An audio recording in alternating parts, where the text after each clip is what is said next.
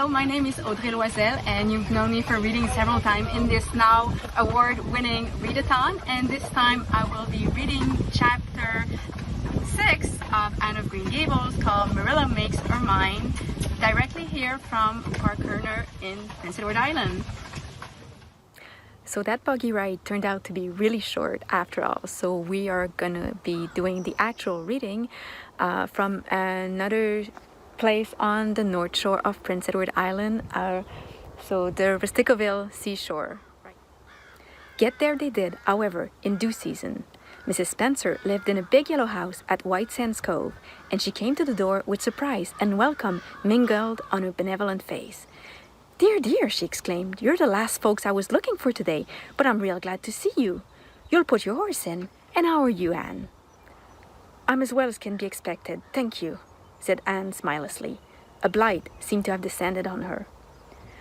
"I suppose we'll stay a little while to rest the mare," said Marilla, "but I promised Matthew I'd be home early.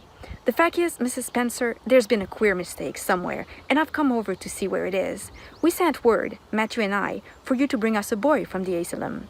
We told your brother Robert to tell you we wanted a boy, 10 or 11 years old." "Marilla Cuthbert, you don't say so," said Mrs. Spencer in distress. "Why, Robert sent the word down by his daughter Nancy, and she said you wanted a girl, didn't she, Flora Jane?" appealing to her daughter, who had come out to the steps. "She certainly did, Miss Cuthbert," corroborated Flora earnestly. "I'm dreadfully sorry," said Mrs. Spencer. "It is too bad. But it certainly wasn't my fault, you see, Miss Cuthbert. I did the best I could, and I thought I was following your instructions. Nancy's a terrible flighty thing. I've often had to scold her well for heedlessness." "It was her own fault," said Marilla resignedly. "We should have come to you ourselves and not left an important message to be passed along by word of mouth in that fashion. Anyhow, the mistake has been made, and the only thing to do now is to set it right. Can we send the child back to the asylum? I suppose they'll take her back, won't they?" "I suppose so," said Mrs. Spencer thoughtfully, "but I don't think it will be necessary to send her back. Mrs. Peter Blewett was up here yesterday, and she was saying to me how much she wished she'd sent by me for a little girl to help her. Mrs. Peter has a large family, you know, and she finds it hard to get help. Anne will be the very girl for her. I call it positively providential." Marilla did not look as if she thought Providence had much to do with the matter. Here was an unexpectedly good chance to get this unwelcome orphan off her hands, and she did not even feel grateful for it. She knew Mrs. Peter Blewett only by sight as a small, shrewish-faced woman without an ounce of superfluous flesh on her bones. But she had heard of her. A terrible worker and driver, Mrs. Peter was said to be, and discharged servant girls told fearsome tales of her temper and stinginess and her family of pert, quarrelsome children. Marilla felt a qualm of conscience at the thought of handing Anne over to her tender mercies. "Well, I'll go in and we'll talk the matter over," she said. "And if there isn't Mrs. Peter coming up the lane this blessed minute!" exclaimed Miss Spencer, bustling her guests through the hall into the parlor, where a deadly chill struck on them as if the air had been strained so long through dark green, closely drawn blinds that it had lost every particle of warmth it had ever possessed. "That is real lucky, for we can settle the matter right away. Take the armchair, Miss Cuthbert. Anne, you sit here on the ottoman and don't wriggle. Let me take your hats. Flora Jane, go out and put the kettle on. Good afternoon, Mrs. Blewett. We were just saying how fortunate it was you happened along. Let me introduce you two ladies, Mrs. Blewett, Miss Cuthbert. Please excuse me for just a moment. I forgot to tell Flora Jane to take the buns out of the oven." Mrs. Spencer whisked away after pulling up the blinds. Anne, sitting mutely on the ottoman, with her hand clasped tightly in her lap, stared at Mrs. Blewett as one fascinated. Was she to be given into the keeping of this sharp-faced, sharp-hearted woman?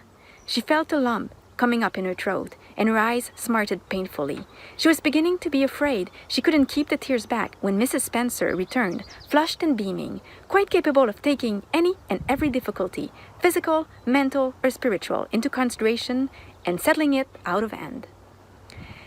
"It seems there's been a mistake about this little girl, Mrs. Blewett," she said. "I was under the impression that Mr. and Miss Cuthbert wanted a little girl to adopt. I was certainly told so. But it seems it was a boy they wanted. So if you're still of the same mind you were yesterday, I think she'll be just the thing for you." Mrs. Blewett darted her eyes over Anne from head to foot. "How old are you, and what's your name?" she demanded.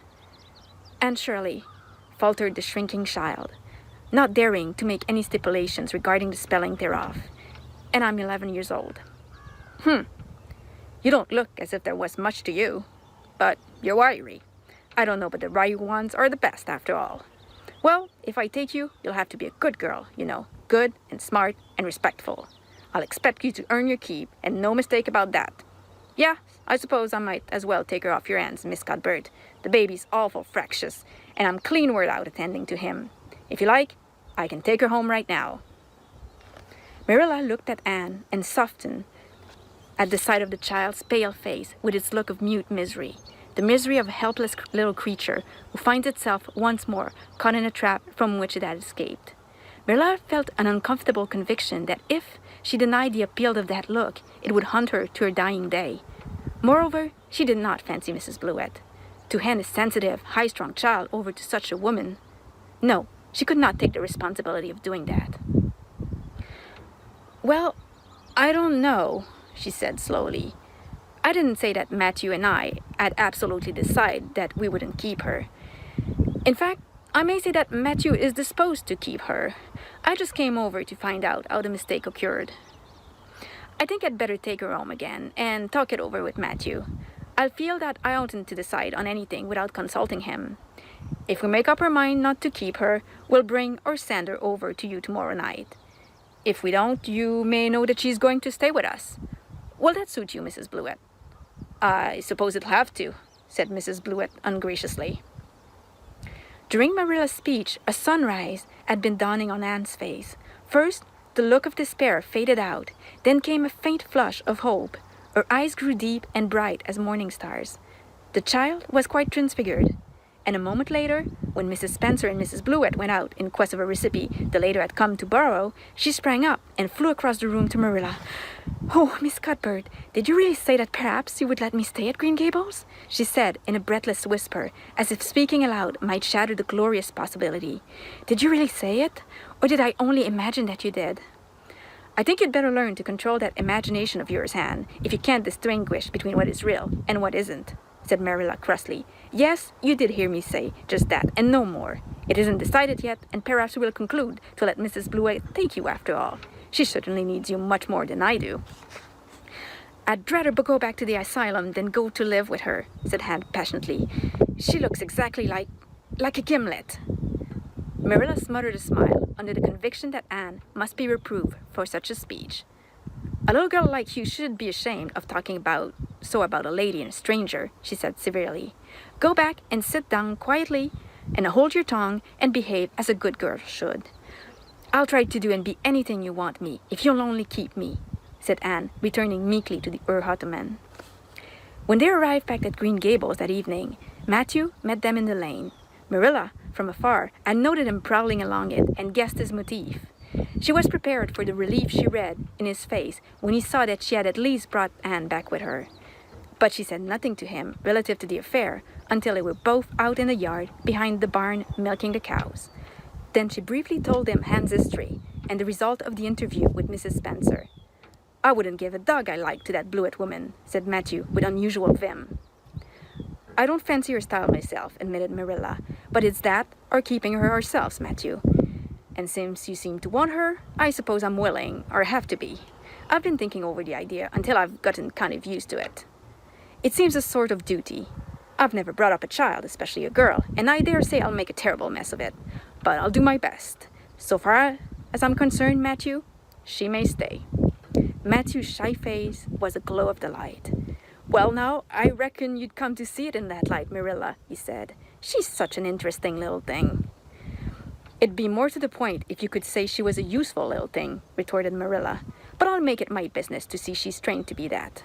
And mind, Matthew, you're not to go interfering with my methods.